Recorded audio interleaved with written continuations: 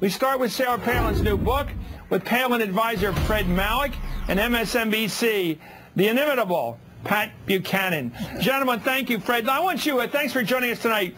You're an advisor to Governor Palin. Let me take a look at it, bring us all up to date on the book that's just out, well, tomorrow, but we got to look at it today.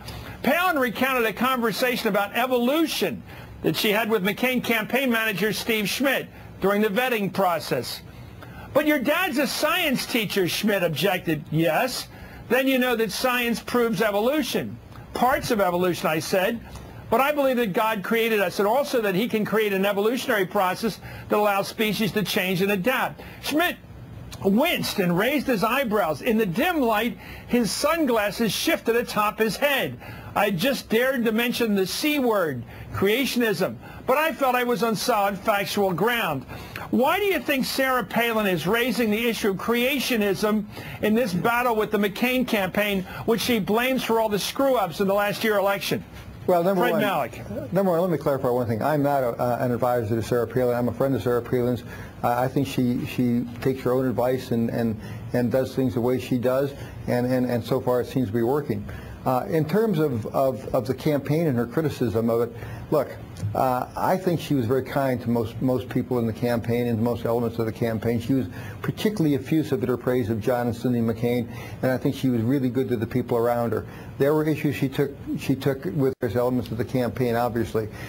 This particular issue, I don't know why it's in there, Chris. That doesn't seem to me to be a central part of the book or a central part of her theme for the future, but it was discussed. Pat, I think she's trying to raise an issue. She's a traditionalist. She wants to take on the new breed, middle-of-the-road Republicans like John McCain, who says he does believe in evolution.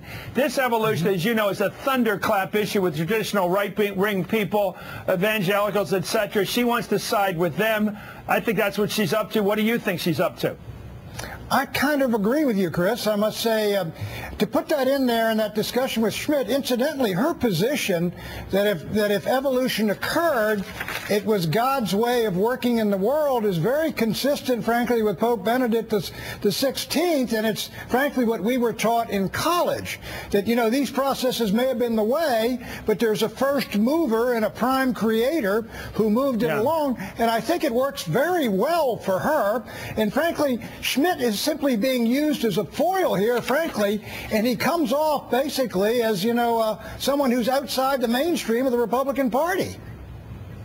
Well, I think she's trying to get it both ways. If you read the quote, she's not quite saying what you're saying and what you and I were taught in school, that there is an evolutionary process with God behind it all. That's what most Christians and Jews believe. But she's not saying that. She's questioning the whole. She says parts of it are true. I think she's trying to raise the issue. We'll see more. Let's take a look. I think she's up to a nice fight here, which she considers the modernity crowd in the Republican Party. Here's what Palin said when Oprah asked her if she was disappointed that she wasn't allowed to give a concession speech the night they lost the election. Let's listen. Not so much disappointed that I wasn't allowed to speak, but disappointed that the explanation that I was given why I wouldn't be able to speak is, which was, A, that VP candidates never give a speech on tonight, and I knew that that was false because I've seen it happen over all the years. In fact, 4 years prior, of course, that had happened. Oh, Pat, what's she talking about? Well, she's talking about that situation out there in Arizona where she wanted to speak on the night, as I understand it, of McCain's concession, and she wanted to come out and thank the troops and the rest of it. And frankly, I think, of course, it's McCain's call, and he made the call, or he and his people did, that she wasn't going to speak. I think that was a mistake. And look, this book, Chris, she's got to explain all these controversies she was involved in back in that 2008 campaign that vaulted her to worldwide attention and made her the person she was. Now, that may not be advancing her cause if she wants to run in 2012, but I think she's trying to tell the truth as she sees it because she feels pretty much pressed that she has to do it. Chris, can I get in here on this? Sure, Fred, you're in. Go ahead. I was there. And let me tell you, she did want to get out there and thank the troops. She had a lot of people to thank for this campaign, and she wanted to go out there and express her gratitude to campaign people as well as the people around the country who supported this ticket. Look, 60 million people voted for us. By the same token, John McCain had a great speech, and it was his really night to concede. there was no real need for a second speech, and that's why the decision was made.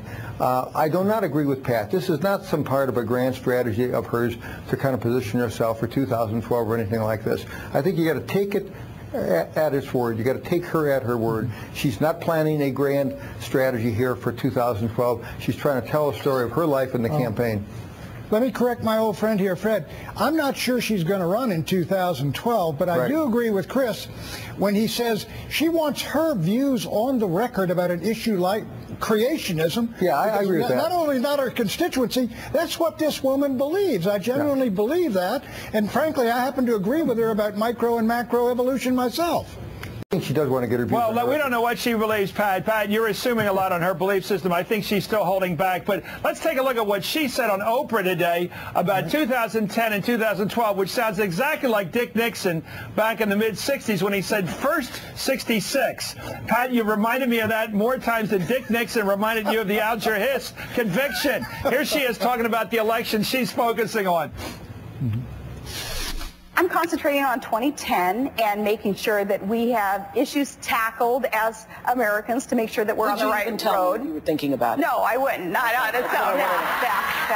But 2012, Trig's heading into kindergarten in 2012. I'm looking forward to that. I'm looking forward to affecting positive change between now and then. I don't know what I'm going to be doing in 2012.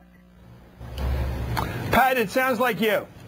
It sounds like Dick Nixon. You run around the country and get a good record for Republican elections. You claim credit for any Republican who wins an upset race in a House race anywhere, and then you run for president. This is a setup.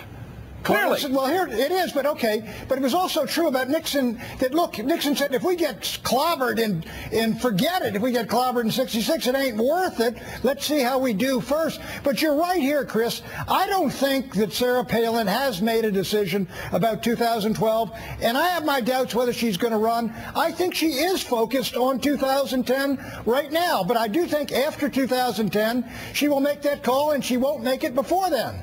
Chris, he's right on all counts. She's made no decision. I don't expect her to make any decision until after 2010 when she's going to run hard for all the candidates and support all the candidates 2010. If I had to guess now, I would guess she probably isn't going to run. But, you know, all options are open to her. That's the great thing about it. Nobody draws crowds like she does. Nobody Fred, one of the great speeches ever. I'd say she's dynamite in terms of that. We're talking about her. Hey, Fred, let's talk a little political history in your party, the Republican Party. Back in '52, Everett Dirksen gave one of the great speeches of all times about the Dewey defeat in '48. He said, the last time we ran a moderate, we got killed. You took us down the road to defeat. Don't do it again. He was pushing for Taft. I hear her giving that speech over and over again in this book. She's saying basically, if the Republican Party makes the mistake of trying to go for the middle, it'll get clobbered again. We've got to go with our true beliefs. You don't hear that. You don't hear her saying that every time she talks? No, I don't know.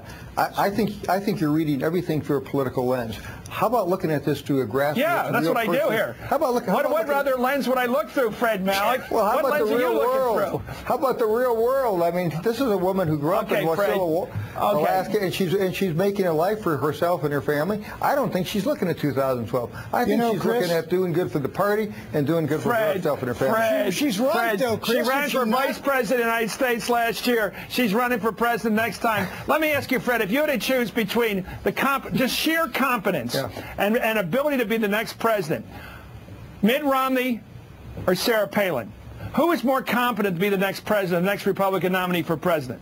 Oh, come on! You know I'm not going to answer. I think we got 4 or 5. We got 4 or 5. Not even running. But Fred, I caught you. You got 4 or 5 really good people. You said she's not even running. I caught you right there. Your hesitancy. You said she's not a candidate, and you won't tell me who's the best candidate. Who's more qualified? Who's more qualified? Chris, all right. Chris, but you got to understand. But you got to understand, it's better to lose with Goldwater than to win with Rockefeller. When the pendulum comes your way, you want the people you believe in who are going to do the things you went into politics to get done to be there, not just to be in power and say we got an R by our name in the White House.